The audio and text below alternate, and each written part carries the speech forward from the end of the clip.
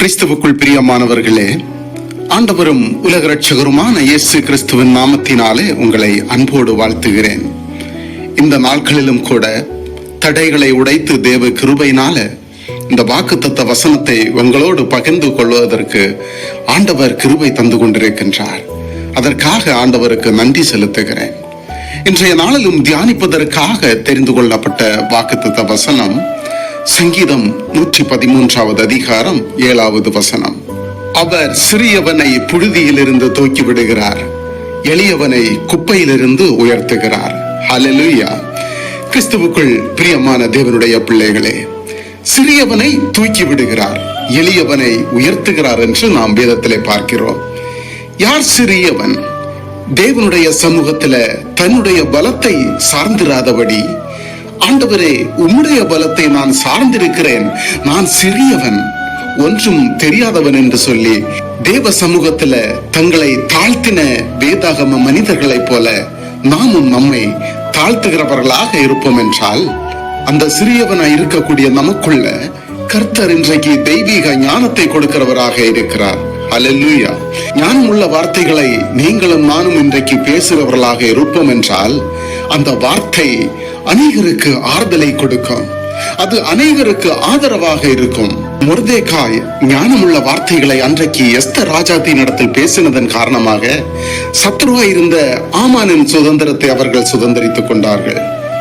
அதே போல நவோமி ஞானமுள்ள வார்த்தைகளை ரூத்தினிடத்தில் பேசினதன் நிமித்தமாக கொடுக்கப்பட்ட ஆலோசனைகளை போகாசோடு இணைத்து ஆண்டவருடைய சமூகத்துல அவர்களுக்கு கொடுக்கப்பட்ட சகல ஆசீர்வாதங்களையும் அவர்கள் சுதந்திரித்துக் கொள்வதற்கு காரணமாக இருந்தது. கிறிஸ்துவுக்குள் பிரியமான தேவனுடைய பிள்ளைகளே, இப்படி எஸ்தருடைய வாழ்க்கையில, ரூத்தினுடைய வாழ்க்கையில அவர்கள் மேன்மையாய் வாழ்ந்ததற்கு காரணம் என்ன என்று பார்க்கும் பொழுது, தேவ சமூகத்திலிருந்து தேவ மனிதர்கள் மூலமாய் புறப்பட்டு வந்த அந்த தேவ ஆலோசனை. நவோமி தன்னை தாழ்த்தினார், மொர்தெகாய் தன்னை தாழ்த்தினார். இப்படி தாழ்த்தும் பொழுது நம்முடைய குடும்பங்கள் கஷ்டத்துக்குள்ள நஷ்டத்துக்குள்ள போகாதபடி, பல ஆசையான அடிமைத்தனத்துக்குள்ளாக போகாதபடி, சிறியவர்களா இருக்கக்கூடிய நீங்களும் நானும் தேவ சமூகத்திலிருந்து பெற்றுக்கொண்டு நம்முடைய பிள்ளைகளுக்கு, நம்முடைய குடும்பத்திற்கு, வியாபாரத்திற்கு அடுத்த ஆலோசனைகளை, ஊழியத்திற்கு அடுத்த ஆலோசனைகளை கொடுக்கும் பொழுது தேவன் நமக்கு கொடுக்கிற சகல ஆசீர்வாதத்தையும் இந்த நாள் முதல் நாம் சுதந்திரிக்கிறவர்களாக இருப்போம். இந்த கிருபைகளை கர்த்தர் நமக்கு கொடுத்து நாள் முழுவதுமாக நம்மை நடத்துவாராக, ஆசீர்வதிப்பாராக. ஆமென். ஒரு நிமிடம் கண்களை மூடி ஜெபிப்போமா? எங்கள் அன்பின் பரலோக பிதாவே, நீர் கொடுத்த இந்த ஆசீர்வாதமான வார்த்தைக்காக ஸ்தோத்திரம் ஆண்டவரே, ஸ்தோத்திரம் அப்பா. இந்த வார்த்தையின்படி ஒவ்வொரு பிள்ளைகளையும் நீர் நடத்தும் ஆண்டவரே, இயேசு கிறிஸ்துவின் நாமத்தினால உம்முடைய வார்த்தை இவர்களுக்குள்ளாக தீபமாய் எரியட்டும் ஆண்டவரே. உம்முடைய வார்த்தையினால் இவர்களோடு பேசுகிறாக அப்பா. உம்முடைய வார்த்தை இயேசு கிறிஸ்துவின் நாமத்தினால நல்ல ஆலோசனையாக இன்றைக்கு எழும்பட்டும் ஆண்டவர்.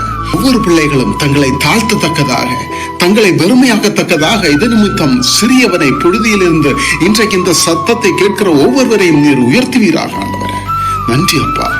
ஆண்டவரே, உம்முடைய தயவு, உம்முடைய கிருபை அனைவரையும் தாங்கட்டும் அப்பா. ஒவ்வொரு பிள்ளைகளையும் அரவணைத்துக் கொள்ளும் ஆண்டவரே. வியாதியோடு இருக்கின்ற பிள்ளைகளை ஆசீர்வதிங்கப்பா.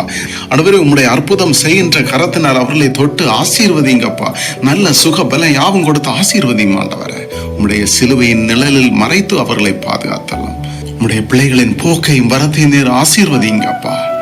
இன்றைய நாளில் பிறந்த நாட்களை சந்திக்கின்ற பிள்ளைகளை ஆசீர்வதியும். புது வருடத்திற்குள்ளாக அவர்கள் பிரவேசிக்கின்ற பொழுது புதிய நன்மைகளையும் புதிய ஆசீர்வாதங்களையும் கண்டுகொள்ள வேண்டிய கிருபையை நீர் கொடுத்தல்லாம் சுவாமி.